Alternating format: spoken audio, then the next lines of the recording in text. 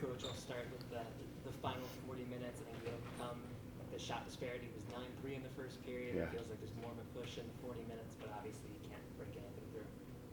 Yeah. I really liked our back 40 tonight. You know, obviously to be able to kind of tilt the ice, get the, you know, as you said, get some more pucks to the net, create a little more chaos offensively, felt good, but a really gutsy effort by our team, you know, killing 2 5-on-3 kills and you know, just to respond in the way that we did tonight after a game, after coming off a game that we didn't like, you know, last Thursday. So I thought we did a lot of good things that we can build on, and so that's what we're going to do. You had said last Thursday after Kaylee gets pulled in the second period that, you know, we know she's going to respond really well. Yeah. And it felt like she did today. Your thoughts? Yeah, I thought Kaylee did a great job tonight. She was a big part of that penalty kill that I just mentioned, and but beyond that, just from the first minute, it was her back to herself. She held the fort down in the first period, allowed us to get our feet under us a little bit. I thought the way she played the puck was outstanding, helped our breakout, and she came up big on those kills, as I said. So she was back to her usual self, and it was great to see. Jamie, you were a big part of those kills. I mean, it's 6 for 6. It's 229 at 5-on-3. Walk me through what you guys did well to be able to shut down that lead power play. Yeah, I mean, obviously they have a great power play, so I think we had to respect that, but also trust in each other. And I thought we were really patient and kind of just let the play develop, and then, you know, step in lanes when we could. And I thought we just worked really well as a unit.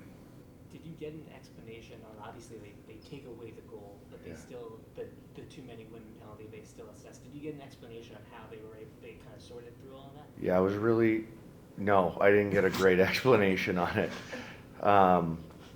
You know, to add time back on the clock, which I felt was the right play, and then to add on a too many player penalty. I didn't have that as an original call, so it kind of felt like they went back to video and then assessed it after the fact, which was troubling. But I'll be eager to get some kind of an explanation on what happened there and why they didn't blow it dead in the first place when we touched it.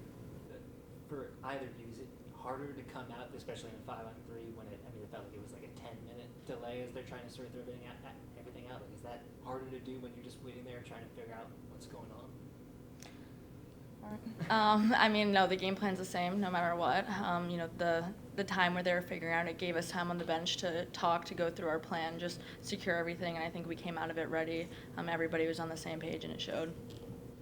Jamie, we had talked, especially when you were reflecting on last season, about how there was a point where you felt like the losses started to snowball, and that was something you didn't want to happen this year. It's 5 losses in a row now. Are you sensing any attrition here with it building a little bit?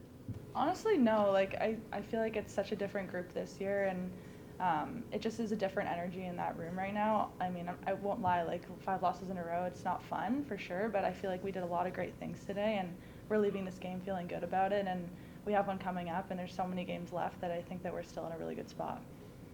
Moving Caldy to the center dot, I'm curious the rationale there, and I think she'd been maybe coming into this game a little uneven in the face-off dot. I think she was 4 for 8 today. Okay. So I'm curious, like, especially that aspect of her. Yeah. Yeah, I mean, 4 for 8's not terrible. No, I was saying it's a good thing. Hey, oh yeah. No, I think Calty, you know, she's done a great job at center, at wing. I think there's positives to both. You know, I think she's proven to be one of our more responsible centers in her own zone, and that's been a big thing. It's just like, how can we spend the least amount of time in her own zone? I think, you know, having her there, and OB and KO and Vespi, like I just think it makes us really strong down the middle, which helps our breakout, allows us to play where we want to play. You know, I probably could have done a better job tonight to pair Calty up with some others at different times to maybe get something going offensively when we needed it. But I was really pleased with how our team played, how our centers played, and helped our breakout. I thought they did a great job. They have attendance listed as 3,765. That's a new record for weeknights. And I mean, with that opening up the lower bowl for Sunday, obviously the announcement just dropped the other day about the MSG game got sold out. For any of you, does it feel like maybe there's something building here within New York with this fan base and this community? Yeah, for sure. I mean, we've always loved our fans. They're a very passionate bunch, and we can always feel it. Even if the rink isn't full, it's still very loud in there. So it's awesome to hear that the game on Sunday is doing really well. And I'm really excited to play in front of maybe more fans, new fans that hopefully will stick around after they see us play and see what Sirens hockey is all about. And obviously the NMSG game is really exciting. I think we're all super pumped to play in front of a sold-out crowd. And we've never played in front of a home crowd of that size, so I think it's going to bring a lot of momentum for us. Yeah, it was great to see. I mean, the fans, even tonight, the way they were getting on the officials, it was great, you know. And I know Sunday's attendance is going to be another record for us at home. And then looking ahead to MSG, it's something that we're looking forward to. What's ahead at home? I think, you know, we're just saying like these players, they deserve it. You know, they work so hard. You could see them battling again tonight. But for us to have the crowd that we're going to have on Sunday and then again at MSG, I'm pumped for them to get to experience it at home instead of anywhere else. I just talked about it with Chris on the Boston side. It felt like Jill really mixed things up after the whistles. But on your side, it feels like Carlton Cove has been really, after whistles, very active and very active today. Is that something you like to see? That when the game gets a little chippier, that she's one of the players that is always kind of in the middle of it? Yeah, I don't know if I like to see it, but I mean it's I think it's part of how she plays the game. She goes to hard areas. She's around the net.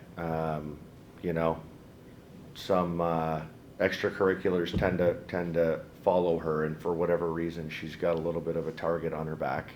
I was just glad. I think there were certain moments where it wasn't just Calty in the mix. There were five teal jerseys in there, and some of our players looking out for each other is great. Awesome. Thank you, everyone.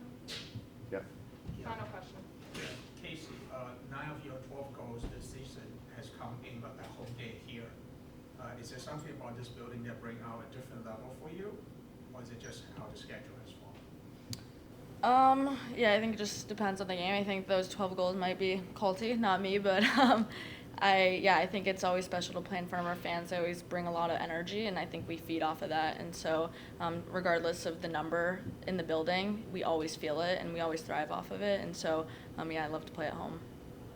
And also for Coach, going to this tonight, Boston had won 9 straight.